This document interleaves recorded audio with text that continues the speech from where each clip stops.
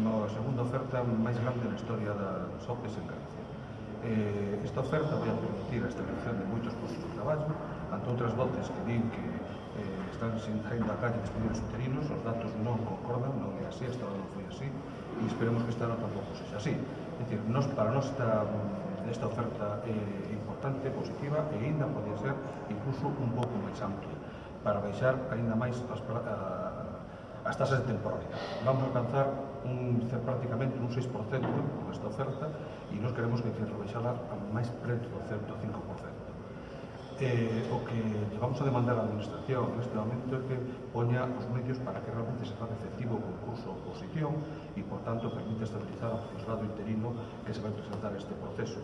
Hai que decir que, se non houbera oferta de emprego público, o profesorado interino seguiría estando en plazas inestables, en plazas moito máis precarias. Por tanto, para nós é importante que siga habendo oferta nesse sentido. A seguinte demanda que temos que facer ante as administracións é a eliminación da tasa de reposición para poder recuperar os empregos perdidos durante toda a época da crise, e estas tres ofertas, que esta é a terceira e última, para nós foi importante, por lo que dicía antes, porque permite a estabilización.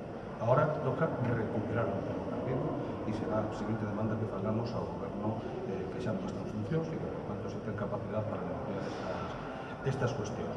Hai outra cuestión que sí nos parece que deberá corrixir, simplificarse nesta mesa sectorial, e é incrementar alguna especialidade.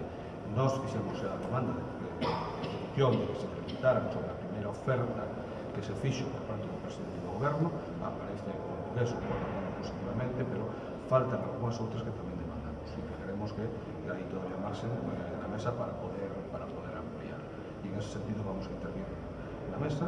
As dúas cuestións que nos preocupan é alguna especialidade máis, pero fundamentalmente que se faga efectivo o concurso oposición, para que demandaremos que a propia Consellería lle dé instruccións claras aos tribunais, que non pase o que pasou ano pasado, que quedaron moitísimas plazas desertas, porque na primeira proba xa a superaron menos persoas que plazas había ofertadas, e, por tanto, para nós, ese sí que é un elemento clave desta mesa, que hai que decirle con toda claridade aos tribunais que teñen que facer efectivo o que marca a lei, e que, por tanto, este é un proceso de oposición que pode superar, que debe superar a fase de oposición un maior número que plazas ofertadas, e que, por tanto, esa fase de concurso que determine os que superan o proceso selectivo final.